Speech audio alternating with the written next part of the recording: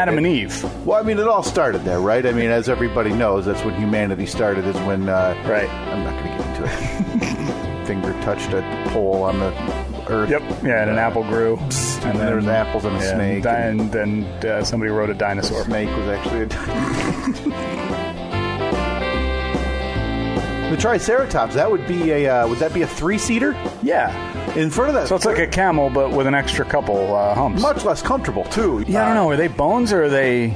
I mean, listen, I'm going off of the documentary you may have seen in 1994 called Jurassic Park. Of course, yeah. Now, are you a goggle skier, Steve? Oh, yeah, of course. So you've got those sun rays being... Oh, Steve, look out for that tree. Leave me alone, Cher. I'll never hit a tree.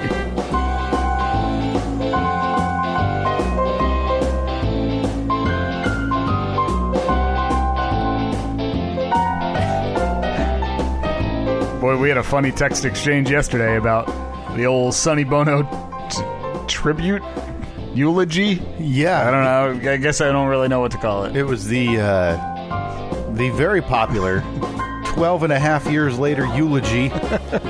No, I'm sorry. Wasn't it 1998? 22 and a half years. It was 98. It was like January 4th of 98 or something. Oh, you like to get that corpse to drinking age before you can properly eulogize it, you know? That's one way to say it, that he's been gone for a while. Yeah. Who was it that we found out?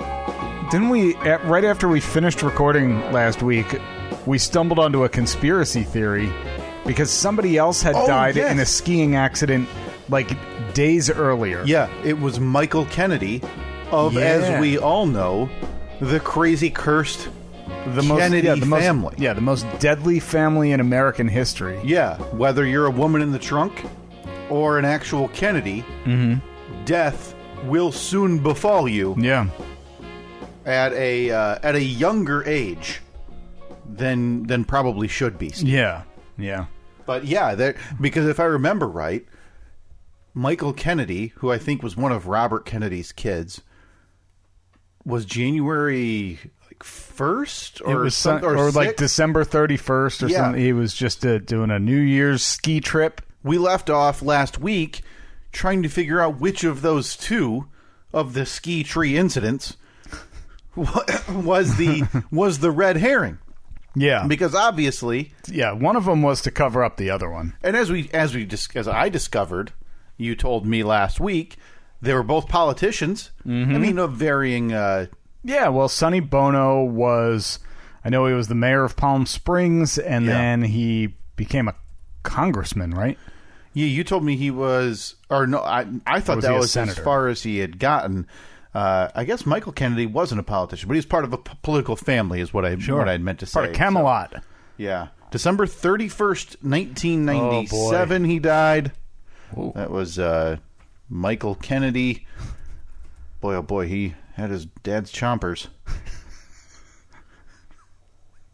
Wait, he was son of Robert? Yeah. Okay. Yeah, big old teeth. In case you didn't catch that. Oh, by the way, we need to start off this episode the right way. Oh, so thank you, Steve. I got this. Sorry, this is the APS 3.0 or 3.3, sponsored by York, presented by York. Yeah, that's nice. I mean, as we discussed last week, expiration dates be damned. I believe that they're in its peak season. It's peak York season. Yeah, you've got a real window on these Yorks that even though it says best by 8 of 2019, you've got at least, some would say 2 to 3 years before you really have to concern yourself with that date. This dark chocolate is almost like a seal. You think they make a milk? Like you think that? Oh, probably boy. Not, right? Would the milk chocolate hold up? I don't think so. They really don't. Oh, man. You know what? Maybe that's something we need to pitch. Maybe we need to get old, who would it be? Tommy York? Tommy York, yeah. Old Tommy Okay, York. all right. So we got to infiltrate the York Inc. The York Empire, if you will. So, all right. Now, we have to... Look, there's plenty of things that we disagree upon. Mm-hmm. Like nearly everything. But if Tommy York, leader of the York people... Of the York Empire. Yeah, if he called you up and said, Kyle, I know you're happy at your new job, where you're denying people left and right for mortgages... No bigger smile on my face than when I can stamp that paper red. Steve, I know you like throwing poop with the other monkeys every morning. But, I mean, you're taking that job hands down, right? To work on the York line? It doesn't even matter what I'm doing. I'm in. Doesn't that jade you to the peppermint patty? Like, are you leaving there? You're getting home, and you can't wait to get in your car to have a cigarette to cover up the smell of peppermint? It's like if you're like a lot of guys who, hey, we just left the strip club on our way home.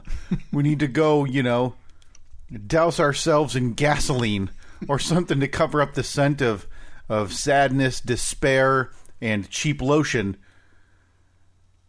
This is the equivalent. You would walk out and you would have to go grab. No, disagree. I've enjoyed York for as long as I can remember. Oh, man. And I think that only being amongst it for roughly 40 to 50 hours per week, I mean, I couldn't be any happier. You don't think you'd be a cog in the York wheel? No, not at all. Where you feel like, not at all. I knew Big Peppermint would ruin my enjoyment of Big Peppermint patty. You haven't answered the question yet. So Tommy York calls you right now. Yeah. Says, Kyle, we need you. We just opened a mortgage denying department. We need your expertise. We're expanding the York Empire to reasonably priced peppermint patties and mortgages. Oh. You're in, right? Steve, who am I kidding? I'm jumping at the opportunity to work for the York family. Yeah. Screw you, the bank. Screw you, big bank. All right. Would working for York peppermint patties ruin your opinion of the peppermint patty? We also have to put on there, would you give a try to a milk chocolate peppermint patty? Yeah, and I'd be curious how that changes it. We're using the dark chocolate because I think dark chocolate's a little bit harder, isn't it? Am I wrong on that? I always feel like it's a little bit harder. Yeah, that might just be like a perception. Who knows? Boy. We can't waste too much time on this. Well, I mean, maybe we need a segment, peppermint patty speculation. Yeah. Or we just include it into the catalog, add another sidecast right, related to peppermint patties. Yep. So now we have one dedicated to making connections between someone and a long-lost friend / lover, I guess, in some cases, named Ray, on Ray Connection. Yep, we have History of the Mystery. What else did we have? I know we had a bunch of other sidecasts. Oh, we're still waiting for Jeep Chat or Jeepcast. Jeepcast, yeah, of course. Sports Tate. I think that once I become good enough friends with some of the neighbors, there's going to be Zach Chat. I mean, that's going to happen. Can we put that on a different feed so I can unsubscribe? Speaking of which, something's going on in the Zach this morning. I happened to look out the back window after I'd gone to the kitchen to fill my cup with some water. So you're on it like a hawk. Well, it was difficult to miss because I just happened to look out the window and my neighbor, formerly Joe, his not Slipknot Joe, the Lattice not man, Slipknot, formerly normal neighbor Joe, very nice man Joe. I guess if we had to come up with a nickname, speak to 2 times a year. Yep, just great guy.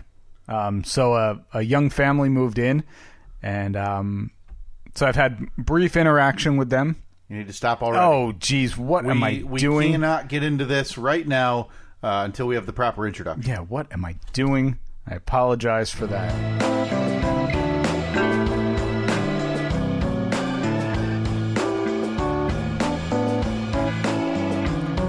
In a cul-de-sac, a little up the road, there's a guy named Steve who you may or may not know. His neighbors knew him from his side gig show. When Steve moved in, away they all go. The birders, the widow, and the volleyball players, the silent neighbors and the secret layer. Just wave your hand, just wave your hand.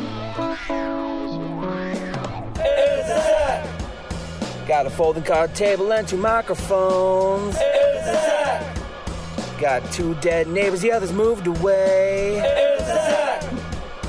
Got a folding card table and 2 microphones. Hey, Zach! Got 2 dead neighbors, the others moved away. Thank you, Zach. Thank you very much for that. Now we're back in the Zach. Boy, that definitely, taking time out to roll a 50-second intro doesn't kill momentum whatsoever. I don't think there's anything you can cut out of there to tighten it up, though. No, definitely not. I mean, you have to understand that your neighbors die or move away. Only option. Yeah. So we met the neighbors last week. Very nice family. Of course you did. You're probably, again, waiting out there, like, were you doing the whole thing where you get, like, you're a 6-year-old and you just got a magazine in the mail and you're just so excited that you just can't help but, like, read it as you slowly walk up the driveway? Yeah, I guess it's kind of the adult version of that, though. Like, I have a broom in my hand, but I'm not really sweeping. Yeah. I'm, like, sweeping my grass in the middle of the front lawn. Yeah, you're sweeping, but the whole or like if you're reading the magazine, your eyes are just peered over the top, looking at the neighbor's house, again, waiting for any type of activity. You're a step away, Steve, from throwing pebbles at windows. Out their window. Hey, what's your name? Kid, he just ran that way on a motorcycle. That's why you can't see him anymore. Make motorcycle noises. So yeah, this morning I just happened to peer out the back window, and they have a shed out there, which has a little, like, it's got a little chimney on the top of it. And I once asked my old neighbor, I was like, "Why do you have a chimney on your shed?" Yeah. Well, they have a pool heater. Okay. And the pool heater is in the shed. So Isn't it just propane?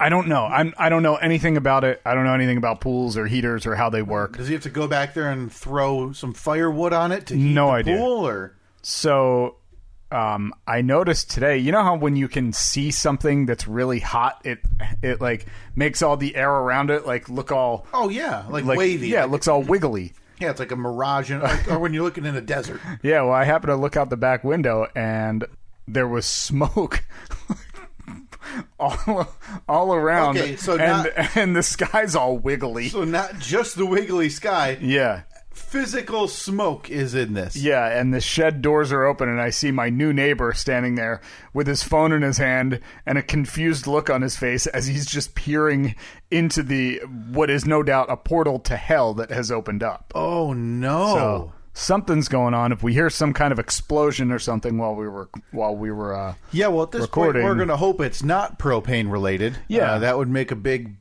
boom. Yep. And we don't need that. Definitely don't. Had enough issues with interrupting podcasts in this studio, so we have to have a backup stream now. Yeah.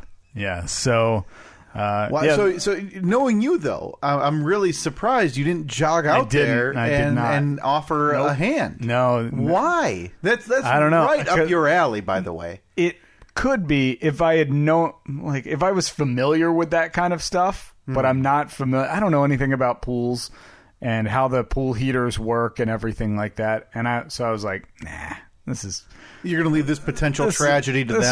This one is not for me. This is all of them. Welcome to the neighborhood. Welcome to home ownership. It's on you though, buddy. I have to tell you, that is a genuine Surprising. upset. It is. is. And I might even have to put that on the poll. Are you surprised Steve didn't go out to help the near propane disaster?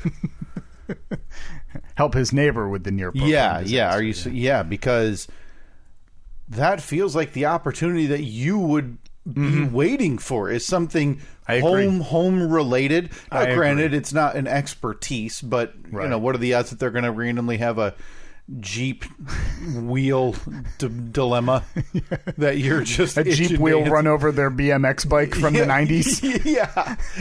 And then it's like the light bulb over your head. I've got to go help Annette. I'm the only one who knows those items.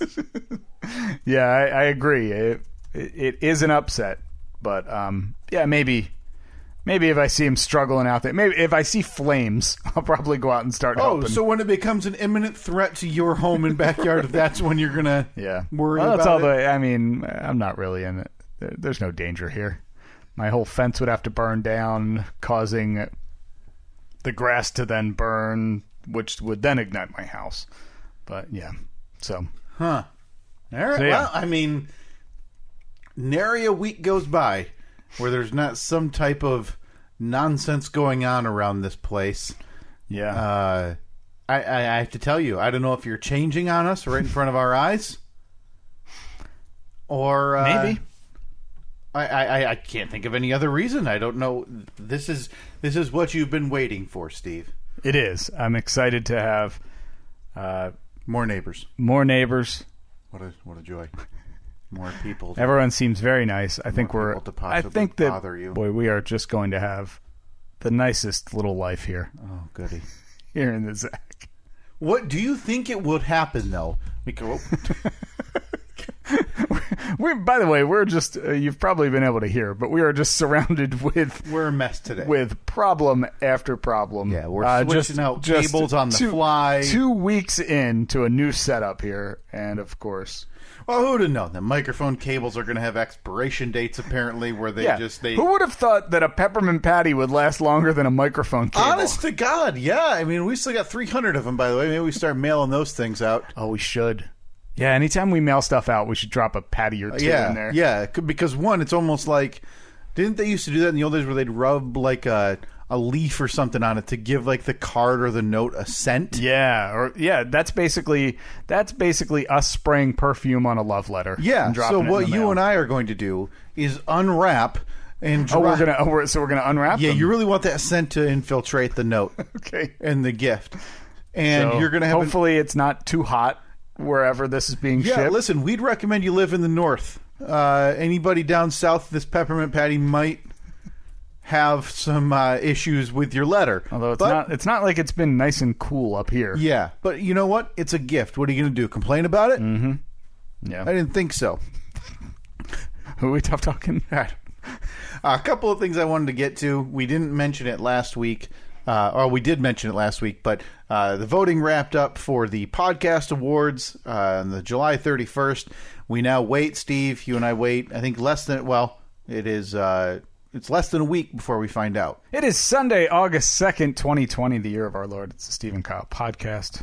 So no later than August 8th, we will find out, Steve, what is going on if we made the top 10 in the comedy category for the podcast awards. Now, you had said before we started recording that originally you had said that it gets announced on the 8th. But then once you read into it a little further, it said by the 8th. Because if it was on the 8th, that is a Saturday. That is typically the day that we record. Yeah. And if it was going to be announced that day, like if they said it's going to be announced on the 8th at noon, I would suggest that we do... we record our episode at that time, so we could do a live countdown as we refresh the page to see if we made it. Yeah, it does not specify that. It doesn't give us an actual time of day. It just says during the slate determination, be voted on, will be determined by the number of nominations each show receives. The nomination committee, made up of 3 awards team members, will review the top 10 nominated shows, validate eligibility, and certify the slate to be announced no later than August 8th. All right. So we got to find out who's on the nomcom. That's the nomination committee. Oh, yeah. And maybe get into their pockets a bit. Send them some Yorks. Find their Venmo. Send them a couple bucks. Send them a bunch of peppermint patties. Maybe a signed poster of our trip to Ohio. They would open that up. Why is there a puddle of melted chocolate smeared on a poster of 2 ugly guys? On this weird 80s style rock show concert poster. Why is that a cigarette hanging out of that guy's mouth? What? Are these even in the running? No, they finished 24th out of 25th. Why are they even bothering us right now? No, we somehow finished 25th out of 24. Listen, if we come in last, I'll understand. Well, I'm looking I just have their main page open, and we'd already gone over a lot of the titles that were in the comedy category last year. But, as such hot shows as A Gay and a Non-Gay. Mm-hmm. But I clicked on one called Florida Men, and their account has been suspended. Oh, boy. So I don't think they're in the running this year. On Twitter? No, this is just their website.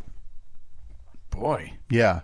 What do you have to do to get a podcast suspended? It's a podcast. Yeah. I can say whatever I want on this podcast. No question. There is...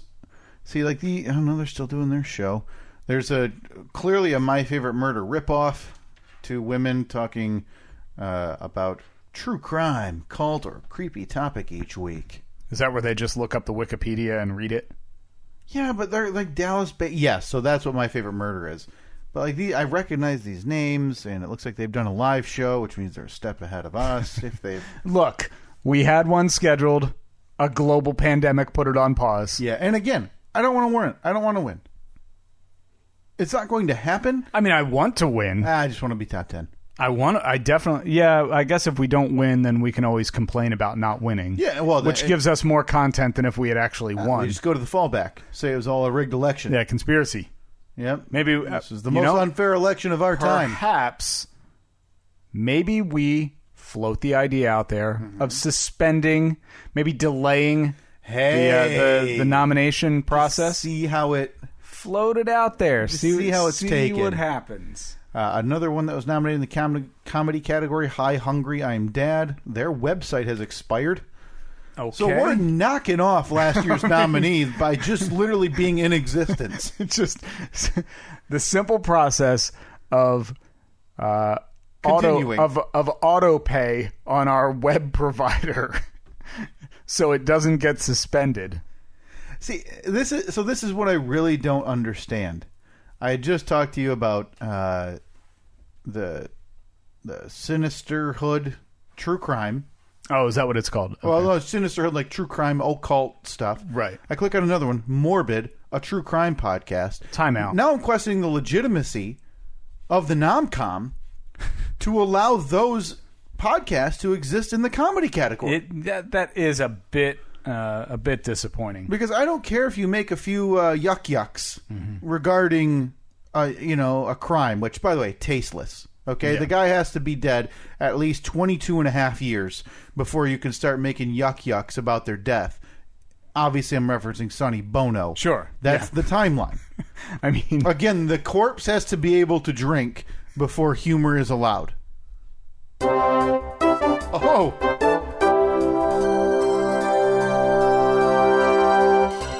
Sorry to interrupt this regular recording of the Stephen Kaw podcast, but I have to tell you, Wilford Brimley dead at 85. Oh, my. Oh, man. Boy, breaking news. It somehow just doesn't really work on a podcast because someone could be listening to this in 9 months. Nah, But hey, let's this just is release this in 10 minutes. This is just a little taste of what's happening at this current time, future traveler, if you're listening to this in the year 2035. Yeah, wow. Wilford Brimley, according to TMZ, the diabetes campaigner and film actor for cult classics including Cocoon, The Natural, and The Thing, has passed away on Saturday morning at his home in Utah. Looks like the last thing he was in, 2016, Timber the Treasure Dog, so safe to say that career took a jump off the cliff. How do you know? Do you know Timber the Treasure Dog didn't... Bonnie and Clyde had that one, didn't he? That career. Starring Wilford Brimley. Well, that's the first... I would argue that's the first alarm bell that should go off if he's your star at age 81. Featuring the voice of Kix Brooks of Brooks and Dunn Brooks and fame Dunn, yeah. as the titular character. Film was released to DVD and streaming platforms in 2016. You know what, Steve? I apologize for telling you that his career maybe did the old Bonnie and Clyde, because he starred in this film with other actors such as J.D. Hoppy, Avery South, Sage Chase, Rob Hillis, Sewell Whitney, and Jessica Morris. And I'll say this, 2 of them have a Wikipedia page. Rest in peace, Mr. Brimley. You've earned it. That sounds weird, right? If we're still doing this podcast in 22 and a half years, you and I are going to have to prepare something real nice for Mr. Wilford Brimley. Yeah, because as we know, the proper time of mourning before a eulogy, 22 and a half years. So set a reminder in your phone for let's see, it's going to be February 2nd. February of 2043. Whew. I mean, are we going to have phones by then? I mean, look, there's going to be a way to export that info to whatever future device I have. The odds that both of us are alive in 2043 seems like, what, 60-40? 2043. Let's see. So we said 22 and a half years. I'll be in my 60s. Because I just turned 39, so I'll be like 61 and a half. Yeah, you'll be staring down the barrel of Social Security. Yeah, look at that, 62. Exists. I mean, hopefully. You'll be looking at Medicare. Mm-hmm. No doubt the slinging monkeys will all be gone. Oh, yeah, all dead. Now, what about you? You still going to be dead at 40? So you're not still going to be plugging away at the mortgage denial company with your stamp? You think you'll still have a rubber stamp then? I hope so. It's almost like if you see a slot machine, but they're moving away from the pull arms. Yeah, the old one-arm bandit. So you find the pull arm, and it's like a real blast in the past. It gives you a real sense of joy as you hear that.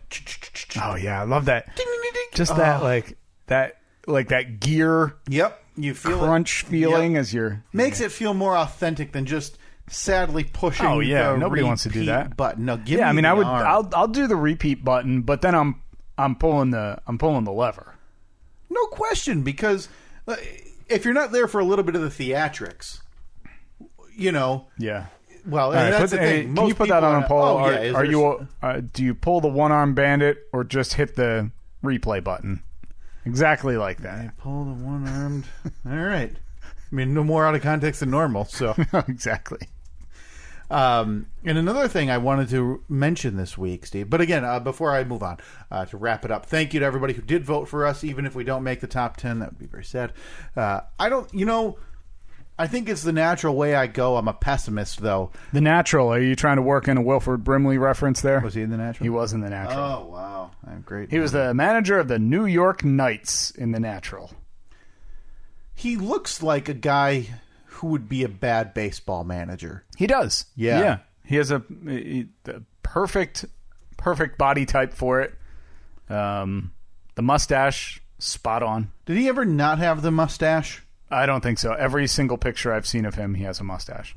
What was that show that he was on? Like was it Just the 10 of Us? I remember there was. Oh boy, when I looked at his TV credits, Steve, he hadn't been on TV since a late night appearance in 2011. Okay, well this show I know would have been way back. This was in probably late 80s, early 90s. He was on like some sappy family show. Wow, that I remember I used to watch. Yeah, now Wilford Brimley, that whole thing, where he was in Cocoon, I believe was his most famous role. That was Our House. Never heard of it. Yeah. From 1986 to 88. Very short-lived. Oh, he was in the military, too. Of course he was. He's a goddamn American treasure. You don't look at that guy and assume he was doing a lot in the military, though, do you? Oh, I bet he's one of those guys, if you pull up a picture of him when he was like a private, he was like chiseled. Probably has a cigarette hanging out of each side of his mouth. And he's like wrenching away on a bomb or something. Yeah, he was a Marine from 53 to 1956. All right, so he just missed the big one by about 5 years or so, 6 years. Strapping young man. Yeah? Yeah, he probably did some time. I'm guessing 53 to 56 sounds like he would have been in Korea. I think that was that time frame. Yeah. Yeah, a good-looking young guy in the Marines.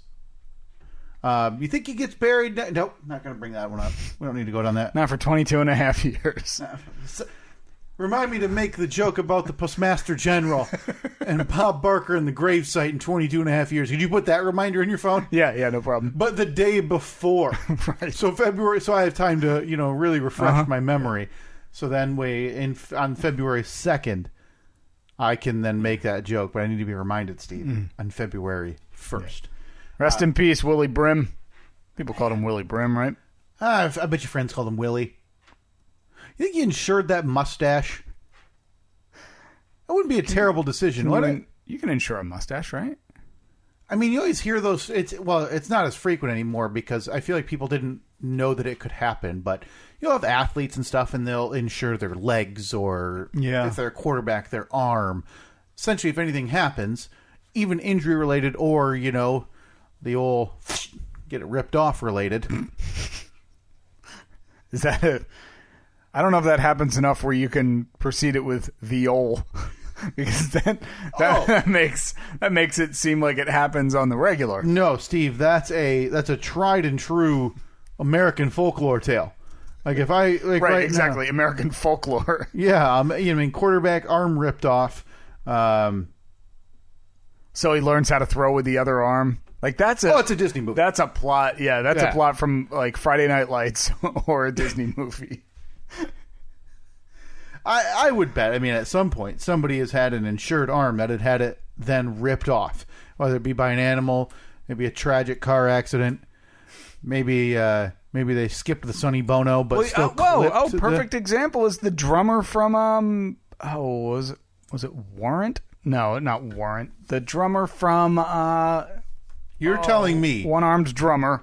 You're telling me there's a drummer who had his arm ripped off? There is. Rick Allen. Yeah, from Def Leppard. Def Leppard overcame the amputation of his left arm in 1984. He's still... Oh, boy. He's still playing.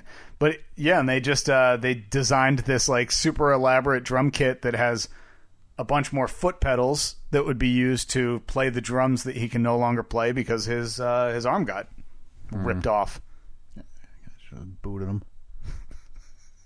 I mean, you got to make all these concessions. Just get a new one. There's plenty of them out there. Do you think they're ever tired of just hearing the left side of their... Well, he fixed it. So it's just like the percussion. So it's just like...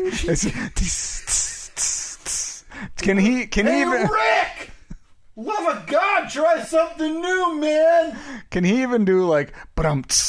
if somebody tells a joke on stage? No, he's got to have a little buddy walk over and go boom, so that with his two hands like on a bongo, and then he hits the. I don't know how Rick Allen got dragged into this. I apologize for saying that you were in the band Warrant. Car accident. Then girlfriend, while trying to pass another car at high speed, he lost control of his Corvette. Tried a dry stone wall and entered a field, thrown from the car because he didn't fasten his seatbelt correctly. Oh, yeah, that was back in the no seatbelt days. No, they're saying it was fastened just incorrectly. What did this moron do? Put it in, like, into the middle seat? Buckled it into the tape deck. Yeah, did he just duct tape it to the 8-track player? Oh, God. Causing his left arm to be severed. Well, I think it's a small price to pay for not knowing how to buckle a seatbelt, you idiot. I don't know. I think that's a pretty big price to pay for not knowing how to buckle a seatbelt. Listen, I am anti-Rick Allen, as I may have been able to tell, and this will only move it forward. A woman who lived nearby responded to the scene. When asked by Allen, what do you think Rick Allen asked after he just crashed his Corvette with his girlfriend? Oh, I mean, it would have to be the customary, like, can you call 911 or... Yeah. Do you know who I am? No, I don't. Can somebody go see Rick and take his leg? So Rick Allen, even laying in a bloody pool of where his arm used to be, still had the audacity to drop a "Don't you know who I am?" Can you imagine? His girlfriend's next to him, head, neck, and spine injuries. And he's asking, Hey, Dolores. You know who I am? No, I know. I know my arm's dangling by a literal thread. But, see that arm about 20 yards over there? That thing used to hold drumsticks. They packed his severed arm in ice. Okay. The woman did. Doctors initially reattached his arm, so old Rick's sitting there like, yeah, things are looking up. And then it got infected. They had to cut it off again. Oh, tragic loss a second time. Specially designed drum kit. I don't even think he qualifies as a drummer anymore. He's like the Oscar... He's essentially Oscar Pistorius of drummers. So you're going to call him Blade Runner? You're going to compare him to Blade Runner? I mean, I would say Oscar Pistorius is more known for the murder of his girlfriend at this point. That's true. And look where he's Rick in jail, right? I think he is still in jail. Okay. We don't need to go down that well because we're already a couple digressions down the road of where I even wanted to start this conversation. But Rick Allen, hold on. How did we get from Wilford Brimley to Oscar Pistorius? I know that there was a Rick Allen stopover in there. Oh, we're talking about insuring body parts. Oh, right. And my claim that a quarterback has assuredly had his arm did Wilford ripped Brimley insure his mustache? Yeah, and that's a no. There's no. I don't think you can, because anything you can willingly remove, there's no way you could insure it, right? I don't know. Do you think Rick Allen hung his arm out the window and crashed his car on purpose while he duct taped his seatbelt to the tape deck? Just for an insurance payday? Because now he's back, and now he gets all the, oh man, that Rick, he sure is really good. He sure showed them. Some buffoon ranked him number 7 in the greatest drummers of all time list. You disagree? If I had to rank my top drummers, where would he be? Who would, better yet, who would be in front of him? Oh, Ringo Starr. He's renowned, right? Yes. Ringo, who was once told by members of the Beatles that he's not even the best drummer in the band. You think he cares about that, though? No, because he's still alive, and he's making bank. Because he's at this point, he's outlived John by 40 years. He's outlived George by 20 years. Paul's still doing okay. Paul's still hanging in there, making lots of money. In case you're looking for any further reason to dislike Rick Allen, outside of the obvious insurance fraud and inability to fasten a seatbelt, and then the don't you know who I am with his arm laying 24 feet away with twitching fingers. Do you think it was still like... Yeah, it was still like you're making the fist with a drumstick in it, acting like it was hitting one of the bass drums or whatever. Here's one for the road. I don't know if he's British. Oh, I think he's English, yeah. Okay. He was married from 91 to 2000, and in 1995, arrested for spousal abuse. Oh, boy. Sentenced to a work... At least he's only got one arm. Probably couldn't do too much damage. What...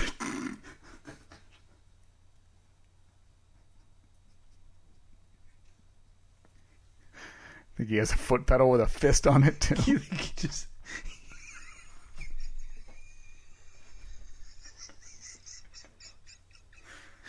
You think he's just... We know that this is all horribly inappropriate. You think he was just doing kind of like some MMA fighters where they just do like leg kicks to really frustrate the person? You think he was just leg kicking her and she finally got... You think she finally just got mad enough? You need to stop right now. And he kicked We are not making light of spousal abuse. We are making light of only having one arm. But listen to he was sentenced to a work crew and to attend AA. Huh. Work crew. Oh boy, imagine if you're the other guys on the work crew. You're like, cool, thanks for the help. Yeah. You gave us a one-armed guy. Neat. Yeah, great. He can pick up the trash, but he has nowhere to put it. Because his stupid stump can't hold a bag. Can someone tie a trash bag around Rick's stump? I don't even think he has a stump. I think it's gone from the shoulder. It's up to the shoulder. So just hanging around his neck or something. Yeah, so almost like a satchel bag, but it's a trash like a feed bag for a horse. Yeah.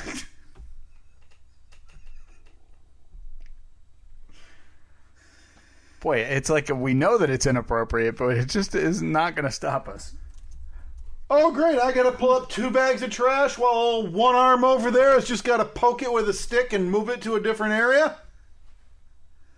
I swear to God, I saw Rick dumping his trash down the sewer. Oh, this guy looks like a jerk. That concludes this week's deep dive on Rick Allen. But anyway, what I wanted to get to... there's something I need to know because you gave me a little teaser before we started recording. Yeah.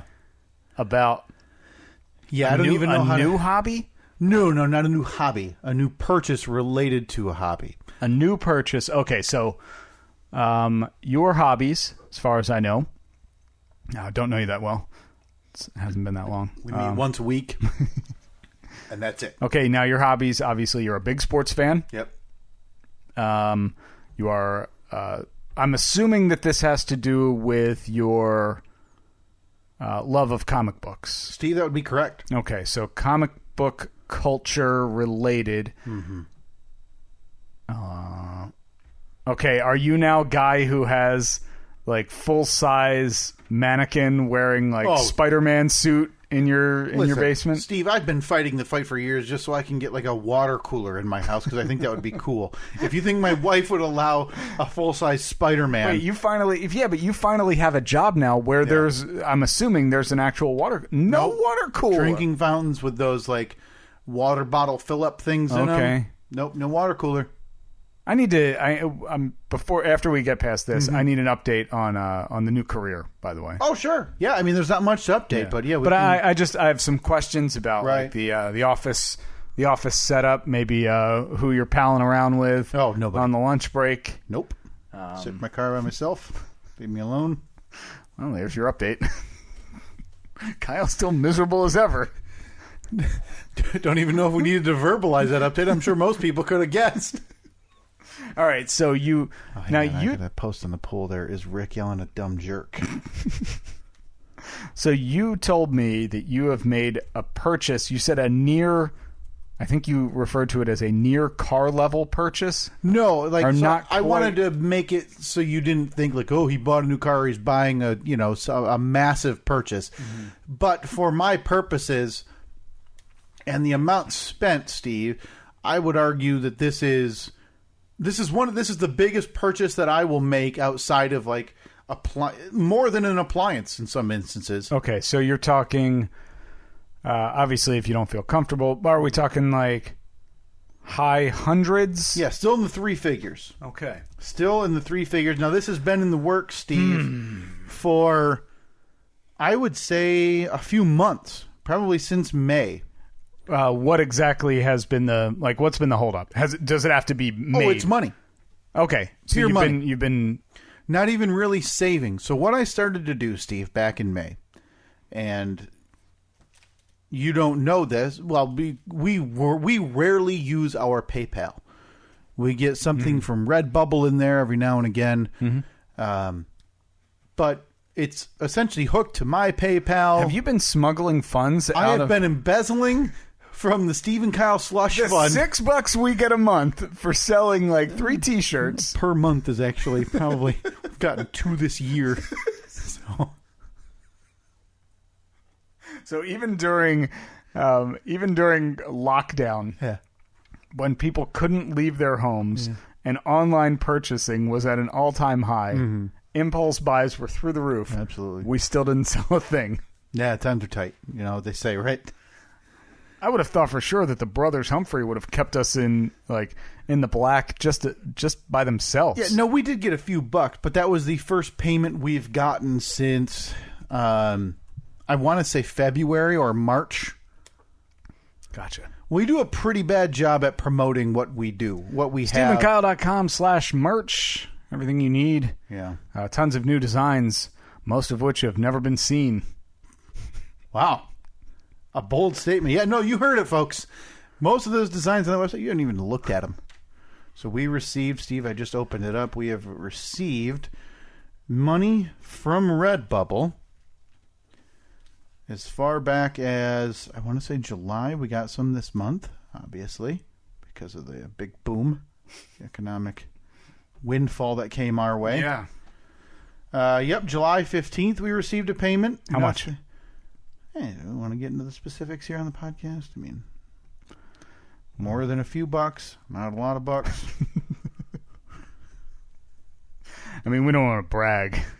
Yeah, well, hang on. I'm now clicking the calendar button because there's no more on our recent received. Okay. So, yeah, we got that money on like I said, July 15. Hang on, we're through June, we're through May, we're through February. Still nothing. Okay.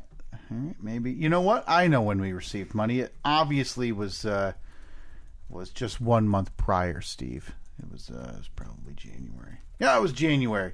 I'll say this one. January 2020, we received $4.21. Oh, boy, yeah. Well, that was no doubt from the big holiday shopping rush the previous month. Yep, made a lot, buku bucks there is what a lot of people refer to it as. So we received a payment in January. Right. We received a payment in July. That's about how... so in case people are assuming or thinking that we're trying to rip people off, and no. We are not. I think that we have... I just think it's cool to see our merch. Well, through with that website that we do the merch through, Redbubble, you can set what your profit margins are. Yeah. Because, like, there's a hard cost. Say the hard cost for a T-shirt is, $17. Right. You can just set it so whatever we charge over that, we end up making. Mm-hmm. And I think that the minimum was, like, 2% or something. Yeah, it's a very small markup on our end. Mm-hmm. So, yeah, we're not here to make dollars off of this. We never have been, and we probably never will. No. But yeah, anywhere. It's all there. SteveandKyle.com /merch. And all those designs that we have talked about. It was like 3 weeks ago you and I talked about all of those, and we went through a list of like a little walk down memory lane of our beautiful designs up there. I saw another picture this week. I want to say it was from our friend Trevor in Nashville wearing his his mask, yeah. Shark Beach Patrol mask, which we literally don't have time on the podcast today to get into the newest update related to the ongoing shark war. A lot of shark-related news. And I am wondering, because I have people coming out of the woodwork on Twitter, Steve, to me, saying, you know what? And this is our friend Zach Ruddick, who made the Shark Beach Patrol design for the merch shop, said to me, I'm starting to come around to your way of thinking. And I don't know that there's anything you can argue any further. Oh. I mean, we're in Maine. A beach Nikki Constantine was at less than 2 weeks ago, Steve. Nikki could have been the victim. Nikki could have been the one with she could have Rick Allen'd it.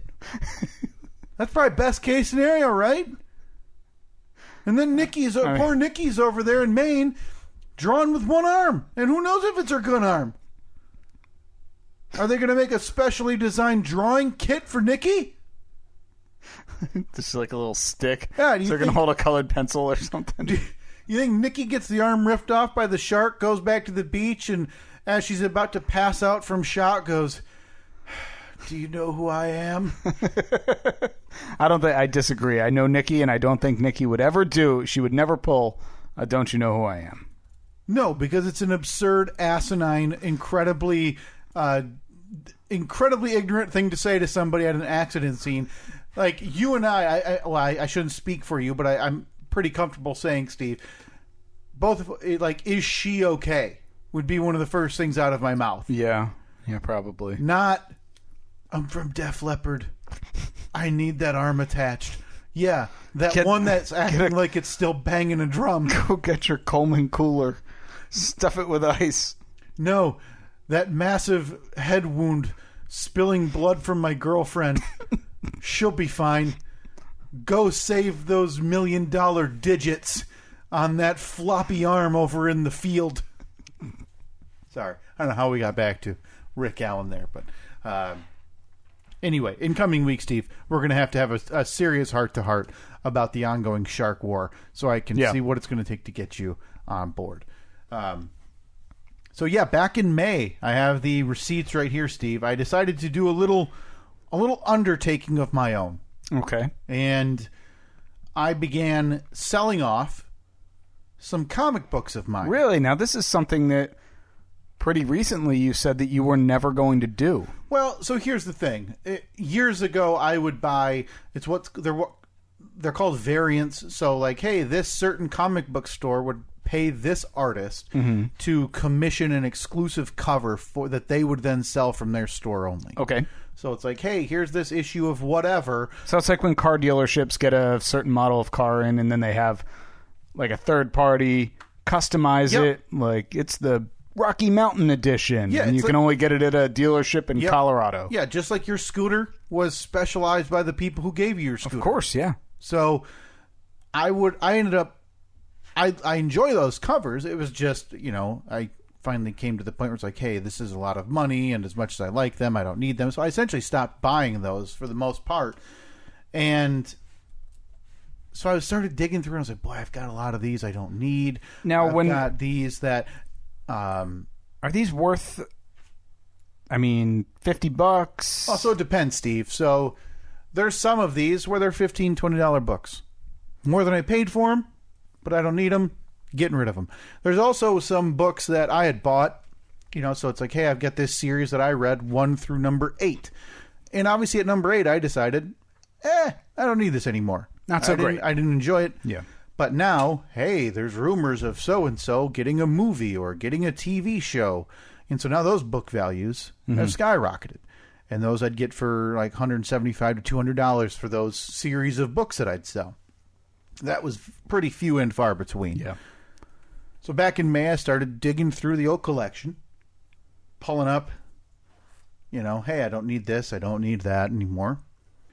All in all, Steve, up until this past week, I can actually pull up how many items I sold. Because you got your fancy comic book cataloging app. It's called the eBay app. The eBay app? Yep, and that is where I sold them all. Okay. I sold 24 either single issues, sets, or whatever. 24 items. Did you consider going Marketplace or Facebook just so you could have some of the interactions I have on a regular basis? A tiny bit did I want some weirdo coming to my house. When I say I got a $50 book, having them look and go, yeah, I'll give you $25. Yeah, but what if he pulls up in home. What if he's such a fan, he pulls up in the Batmobile? I'd tell him to turn around and go home because Batman's stupid. Is he He's not the one that... Is he Marvel or DC? He's DC. And you're Marvel? Yeah. He's a big dummy. Ooh, I'm a detective who's really rich. Cool. So is Sherlock Holmes. He doesn't have... Was Sherlock Holmes rich? I don't know if he was Boy, we're rich. talking, 19th century England there, right? Would that would be the time frame? Let's just let the listeners answer this for us. That's a good question. That's a good question. That's a good point. Was Sherlock Holmes? I'm not going to say the answer. Well, the update from Slate.com, it is not clear if he's rich, but he will need a decent after-tax income to live his lifestyle in modern London. Cool. Thanks, Slate. Big help. And let me close all these tabs. I got Rick Allen Wikipedia. I've got Wilfred Brimley Wikipedia. Sonny Bono Wikipedia. Has a quarterback ever had his arm ripped off? Google search. Sorry, I'm just trying to get back to the polls here. This is typical conversation. Yeah. Typical day here in the old lab. Yeah. So I sold 24 items, Steve, beginning in May. And it was a slower process.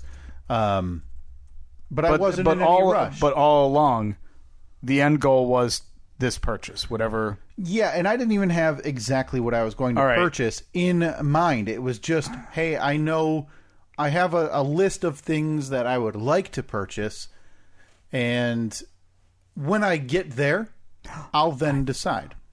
You'll never guess exactly what it is. Did you commission an artist to do a first edition of Corn Man and Scarecorn? Oh God, no! Be ridiculous. That's a great idea. It would be pretty great. That's a fantastic idea. It doesn't have to be much, like 5-6 pages. Yeah, I need to find somebody who has talent, and just see if they can make a quick 5 to 6 page introduction story to Corn Man and Scarecorn. Yeah, I'll do the printing. Like, I'll find someone who will print the comic book version of this, and then I will have us have issues. Imagine that. Issues 1 and 2 of Corn Man and Scarecorn. I would build the studio just for that. Yeah. Oh, boy, that'd be beautiful. So anyway. Any cartoonists out there, get in touch. We'll pay you upwards of $. I would pay for that because I don't want to be that guy you read about online who's like, well, they offered to pay me an exposure and stuff. No, I wouldn't do that. I would pay. How much do you think that would go? I have no clue. That's a good $100 question. bucks? Well, because here's the thing: we already have the design for Corn Man. Yeah. So we pass along. Is Hey, Philip this a cartoonist? I don't know if he'd consider Philip a cartoonist. Philip, you do cartoons? I mean, you kind of owe us now. We sent you those gloves. Which, by the way, were a gift from somebody on staff that were now sneakily discarded by Steve. I mean, that staff member who got you those must be just super upset that that's what had happened to a gift Yeah. that they had given. Well, not my problem. Now they're Phillips. So occasionally I'd go down to into the storage room and I'd dig through for... The lab? Yeah, well, I mean, I'm not creating anything there. I'm literally taking away. And I'd find these books that I'd either seen on an app or read about and be like, hey, I think I have that. Go down, fish it out. Sure enough, I have it. Take some pictures of it. Slap it up on the internet. Now, it did all happen a little bit quicker than I thought. But it came to this past week. I realized I'd kind of hit... You got what you need. Where I wanted to hit, dollar-wise. All right. So I made a purchase this week, Steve, and again, when I tell you what the purchase exactly is, it's pretty much meaningless to you. So I probably won't even know what it is. No, so will I be able to Google it and like see a picture of it? Yeah, okay. absolutely. So it is a specific issue, Steve, of Amazing Spider-Man. Okay. The which began in 1963, which, by the way, happy Spider-Man Day to everybody out there listening. Oh, God. This is August 1st. Is technically yesterday, but it's technically Spider-Man Day. It is the first day of August, which is the publishing just so we month know, of just Amazing so we're clear. Fantasy number 15, Just which so is we're clear. August 1963, So we're clear. Steve, I get crap for watching BMX videos. Oh, yeah. So dumb. You're wishing people happy Spidey Day. Well, there's happy Batman Day, too. That's just as stupid. That's in May. Well, that's because Batman's stupid. Again, a rich guy who's a detective. Cool. Hey, Sherlock. Again, unclear if that comparison is fair. We'll know next week after the results of the poll. I'm comfortable saying that Sherlock Holmes is the 19th century version of Bruce Wayne in England. I'm comfortable with that. So, Steve, this week, actually... I feel like Sherlock Holmes came from... came from nothing? Came from nothing, yeah. He came from very... I don't know. He's very, got... in simple the descriptions, means. I feel like he's got a real nice like hat and apparel. You know, he's not like walking around in rags like the scum of London, you know? I don't know. I guess it's been a while. It's been a while since I've done a deep dive on Sherlock Holmes. Ever? Yeah. Well, again, we'll wait. I went to a museum once when I was in London. Oh, that was nice. Yeah. For the side gig? No. This was when you were when abroad. I was in college. Yeah. So unclear. Did you ever see? Did you go to Louvre? Louvre? Yeah. It's pronounced the Louvre. Oh my God! Of course, my American is showing. How dare I? Because I believe it was on this very podcast that you broke the news that the Mona Lisa's tiny. The Mona Lisa is very small. Like when you say very small, you're talking like 8.5 by 11 sheet of paper small. A little bigger. I would say that's it though. Take your laptop and flip it up on its side. It's about that big. Yeah. Yeah. You expect it to be a big portrait. It's pretty small. Well, I'm so confused as to why that is such a popular painting then. Because it almost seems like a doodle. Was that a Michelangelo? Was that a... No, Da Vinci. That was a Da Vinci. The old Leonardo. One of the Ninja Turtles. Why? I guess I'm... Wait a minute. That almost feels like a Da Vinci doodle to me, Steve. Okay, so I'm a little bit off. It's bigger than I had... it's much bigger than your... It's 2 feet 6 inches tall, so 30 inches tall, yep, by 1 foot 9 inches wide. So it's... So honestly, probably not that far away from our posters. I think they were 18 by 11? 16 by 20, I thought they were. Okay. But boy, oh boy, yeah. But like, turn to your left there. Yeah. Like that's Rocky. That's like a 27 by 40, I believe. Yeah. So it's considerably smaller than that. Man, were you disappointed? Yeah, I thought it would be much bigger. Yeah, but I thought it was going to be like half the size of the wall. I don't know if I'd be that guy, but I already look at the Mona Lisa and I'm like, all right. What am I missing? I'm not an art person, obviously. No. But I don't understand what I'm some missing. woman. But anyway, we digress. Yeah, how we got from your comic book purchase to the size of the Mona Lisa. Yeah. Well, there was a quick dive in the Louvre, which I don't know why we're talking about museums either. I went to the Sherlock Holmes Museum. There we go. Boy, it all ties together, doesn't it? So stupid. So this weekend, Steve, I bought a certain issue of Amazing Spider-Man. And again, less than 1% of 1% will know why this matters. But it's Amazing Spider-Man number 129, Steve. 129. Yeah. And this book... So this is 1974, it looks like. Yeah, so not even like... I love the old books. Love them. Oh, boy. I'm looking at these. I'm looking at the grades. I'm at comics.gocollect.com. Yep. What grade is it? Mine is a lower grade, Steve. I bought a 3.5. 3.5. Okay. I was going to say, because I'm looking at a grade. I'm assuming this is on a scale of 1 to 10. Yeah. Yeah. A grade of 9.8 will set you back $13,500. So a nice, very nicely well-equipped used car. Yeah, because that is the highest grade you can find it. Okay, so what is so special about Amazing Spider-Man issue 129? Steve, this is the very first appearance in comic book history of Cornman, the Punisher. The Punisher, of course. Massively popular character because he's super violent, and they made some movies about him. And I don't know why I decided on this one, but I did. Mm-hmm. The purchase was made a few days ago after I reached the threshold of what I needed. Yep. Steve, for the small price of $750. $750. It looks like you could have gotten it for $625 here on comics.gocollect.com/guide/view/133601. Oh, that's the one. Dang it, I looked at that one too. I didn't realize it was still there. 20 different sales according to this. So now I sit at home giddily, like you, when you're getting a muffler. Yeah. Just waiting for the truck. Okay, so some questions. Uh-huh. This is pretty pricey. Yeah. So you obviously pay a little bit more for insurance. It's all included when it's shipped. Okay. The value of the book should be insured. When this thing arrives, is it just in a sleeve? No, so this... Or is it like packaged in a... So this is a graded book, which I don't love because I like to read the book.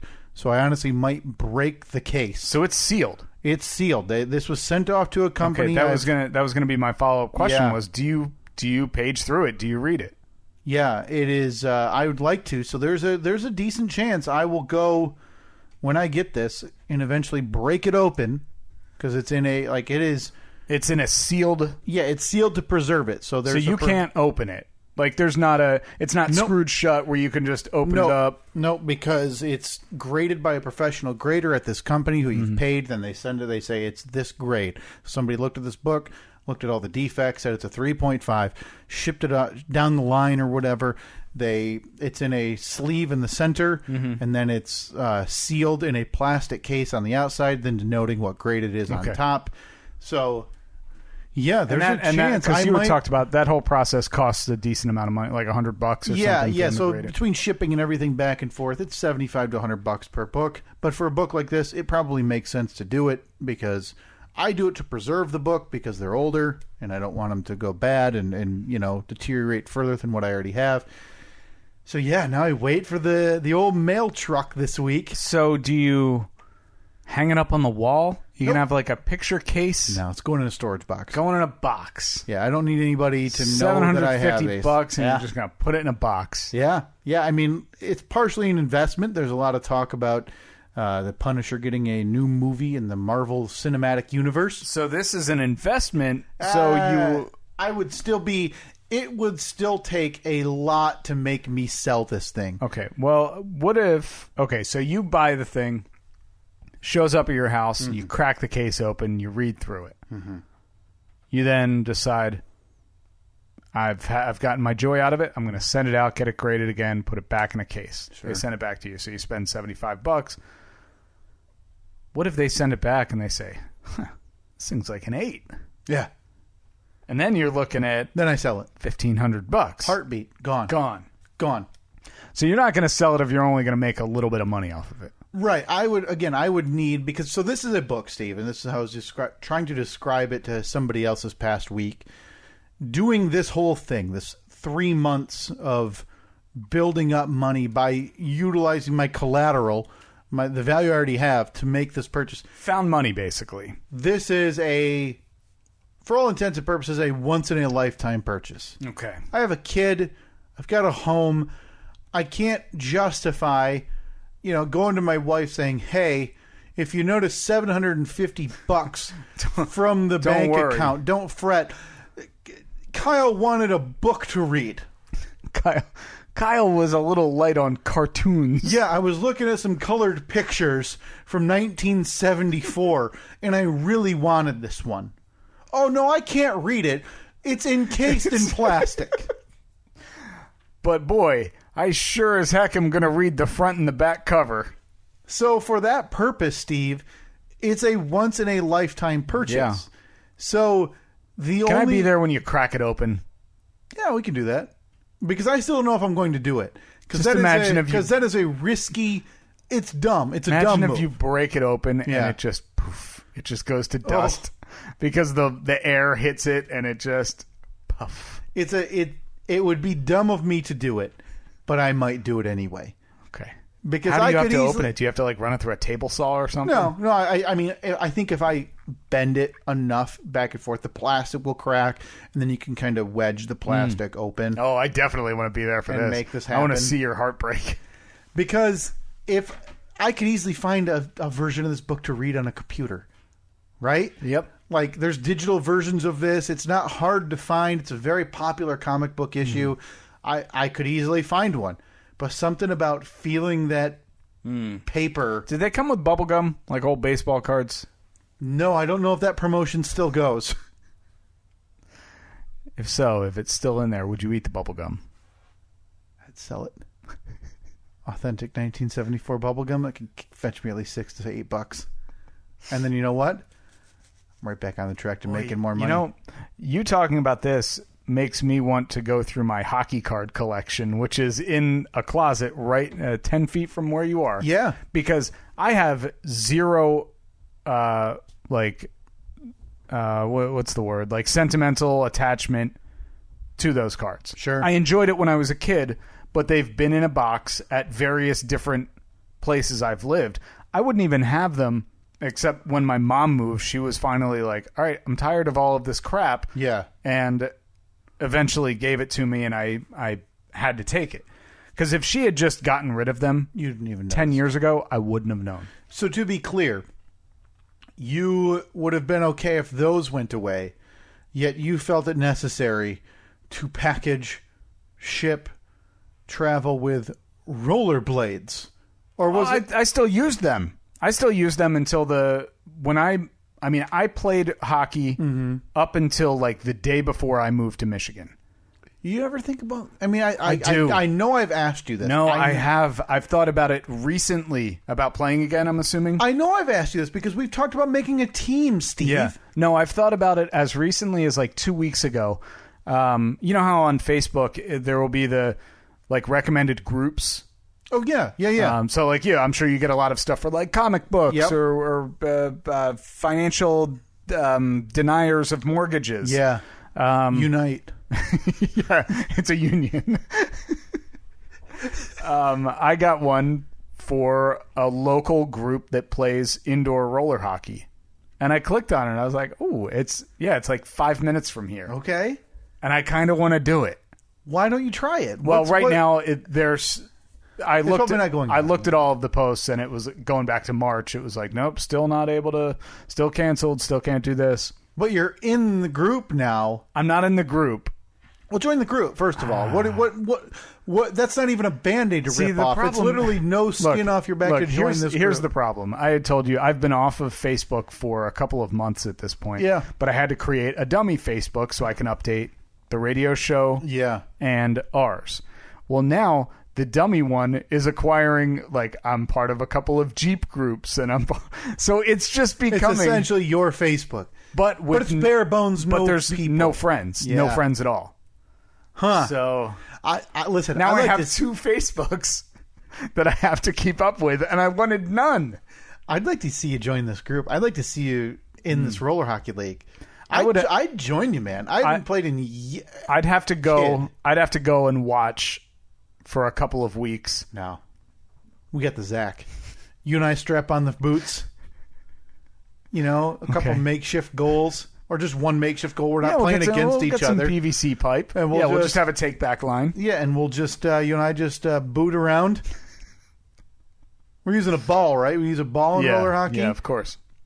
Come on, you and I can do it. We get some time in on. We get some puck time. Well, put it this way: the hockey stick that I have, that is at this point has not been used since May of 2009. Is the signature stick of a guy who has probably been retired for 10 years. Oh, wow. Who do we got? I think it's Joe Thornton. No, I believe Thornton's still trolling around the San Jose Sharks, Steve. Really? Because he was old as hell back then. Yeah, some people with hockey feel like they can never leave. It's really odd. That's on the poll. Should Steve get back into roller hockey? I think we all know how that's going to go. Maybe this will be what nudges you, though. You know? Joe Thornton. He is 41 years old. Yeah, I believe it was his last ride either last year or this year. He has stats for the San Jose Sharks for the 19-20 season. Yeah. That is the 2019-2020 season. Big gray stripe down the center of his long beard. That's a great look. Is it? Oh, my God. We don't have time to talk about it, but we have got to get into your hair. That's ridiculous. We've got to get into it. It's insane. Because I need to know, is there an end game? Or are you just letting her go? Because, I mean, things are still, can't really, you can get into. You can. I just don't want to. You just don't want to. I'm still a little cautious about it. Have you thought about asking Annette to bust out the. She wants to. The clippers or the shears? She wants to. Because that's a main. Well, this also, right now, the way it is now, I was on, we visited some friends who live on a lake yesterday. Yep. So I jumped in the lake. Hair obviously got wet. And then we went out on their pontoon boat for a little while. So it was like, it was standing up. It was incredible. Huh. Because I would argue this is not quite as long, but darn close to Cooper hair. It has been over 6 months since I got a haircut. My last haircut, I went back and looked through my phone a couple of weeks ago to find out when my last haircut was. Because I would always schedule it, and then it automatically adds it to your calendar. So I know that the exact date was January 31st. So when lockdown started in mid-March, I was already, because typically I would get my haircut once a month, I was already a couple weeks behind. Past. So let me ask you, because there were times when you were growing out the Bradley Cooper hair for our visit to Van Wert, Ohio, for the big event, that you were very uncomfortable. You did not like it. You didn't like the way, like, it was just bugging you. Like, it was the way it was growing or whatever it was, and that happens. Even then, I was still getting it cut once a month. Yeah. She was not taking anything off the length or off the top. She was just kind of trimming up the sides and like the back of the neck, those little fuzz balls. But look, I haven't even trimmed the fuzz balls. So has this not been bugging you like it did with Cooper hair? Not really. Really? I like it. Oh, boy. Oh, God. This is like... I mean, look, if I can get to Cooper hair, I feel like now I'm closer to Cooper hair than I was when I was trying for Cooper hair. I see, for my money, if I look at those pictures from Van Wert, Ohio, and that was I think it was 2 years ago. No, whatever. Doesn't matter when it was. It was last year. I thought you hit it. No, it was still too short. You think so? Yeah. This, I think if I go another 6 months... I mean, that's a year. Yeah, I'm at Cooper hair. Boy, you're right. That length in the back certainly is something. Good God, is that a dashing man. Well, I mean, we have a poster. We could just pull the poster out. I'm not looking at you. I'm looking at Bradley Cooper. No, I'm saying like we have a Bradley Cooper poster somebody sent us. Oh, yeah, it's up there. It's up on the on the shelf. Yep. But yeah, that's part of the APS 4.0 direct. You're going to have to put that behind me. I wouldn't be able to record. It's just ridiculous. Yeah. Too handsome. Well, I mean, there's a ton. This really got off on a There's tangent. a ton more I want to get into, Steve. We literally don't have time because we have a few things we actually have to get to this week. The old mainstay bits that we cannot skip. Yeah. And that's why, I mean, we got to update the Kenny Rogers fact. Oh, of course. Yeah. I can't believe that we've gotten this late and haven't done that yet. Just embarrassing. It's time for Kenny Rogers. Back to the wheel. You've got to know when to hold up. Fact of the week. Know when to fold them. All right. Steve, as we've talked about, the Kenny Rogers Fact of the Week will be coming at you every week until Kenny Rogers shows himself again. Mm-hmm. And because, as we all know, he is still out there. With Tupac and Tupac Elvis. And Steve Imagine Jobs. that trio. And Steve Jobs looking down on everybody, thinking he could rub a leaf on his liver, make himself better. Idiot. Right next to Dick Allen. Missing an arm. Rick Allen. Yeah, Richard, Rick, Dick, right? Isn't that how it goes? Yeah. Dickie Allen. Dickie A. Sticky Dickie, they called him. The true one-armed bandit. A lot more Rick Allen talk this week than I could have predicted. Ever. I didn't know the man's name until 30 minutes ago. Let alone that he had one arm. But to find out he busted out the "Don't you know who I am?" Oh, Good that's God. What are you doing? Kenneth Rogers. We know him as Kenny, Steve. Sure. But if you want to be proper. Kenneth Rogers was advised by the television talk show host Larry Kane Not familiar with who that to is. drop Kenneth and go by Kenny. Kenneth wasn't interested. Kenneth is a clean-cut, wholesome young man, right? Mm-hmm. Larry introduced him by Kenny that night. So he forced it on him. The girls went wild. So if they had said, ladies and gentlemen, our musical guest, Kenneth Rogers, people would have just... Yeah. And like women golf clap. And women aren't red in the face and frantically jumping up and down. He's still Kenneth. So he walks out as now Kenny, no doubt with the feathered mullet. He had that from when he was a teenager. Should I go with that? I mean, I'm at the point now where the world is my oyster with hairstyles. Will you do the roaster mullet? At least for one day. So I would have to take a picture with me to where I get my hair cut, because the woman that cuts my hair is, like 27 and has no doubt never heard of Kenny Rogers. Yeah, and I just pulled open Kenny Rogers 1985 because I figured that might be near prime roaster mullet. God, that white beard, even in the 80s. I would do it. I'd do a Kenny Rogers mullet. I mean, look at that. You think they could strap in? No, see, I don't want that. I want the one where it's like parted in the middle and then it just kind of flow. I want like 70s.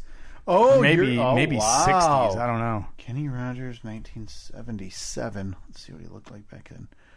Oh, baby. Look at that sex machine. Let's see. That was him in 76. How old was the guy? Jesus. It's like we went back 50 years and he still looks like he's 60. Yeah, we talked about this when we eulogized him. He always looked like he was about 50, even in his 20s, I think. Yeah, 19. Oh, boy. Kenny Rogers, 1950. Maybe we've got a schoolyard picture of him. I swear to God, if there's gray hair in that picture. A pretty good-looking young guy, but this hair, Steve, kind of reminds me of yours. Not right now, but like if you were that length. When it's normal? Yeah. He probably had trouble keeping that thing. Look at that jawline. God, what a good-looking young guy that is. Who would have guessed? The Gambler. This is what I'm talking about here. I'll put it up on the Jumbotron. Come on, open up. But anyway, Larry Kane introduced him by his new moniker, Kenny Rogers. The girls went wild, and he said, quote, I thought I could live with that. That's what I want right there. Oh, See where it goes from like above the ears to down behind the ears, and then like another 3 inches past the ears. So you're talking. So it just barely touches the shoulders.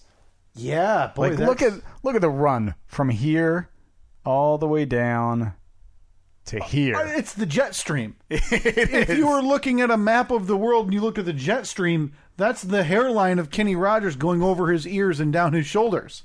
Do you think that one was modeled after the other? I think so. Which do you think came first, the actual jet stream or Kenny Rogers? Yeah, because as we've talked about, he's 1 million years old. Yeah, and as we all agree, I mean, whether people are making it up on the fly now with the bump cyclone and the polar vortex, and they're all just making up words. And the best thing is, I could do this beard. I could clean up my beard a bit. Would you be willing to paint it white? Absolutely. So we just need to get you some Just for Men. Do they make Just for Men the other way?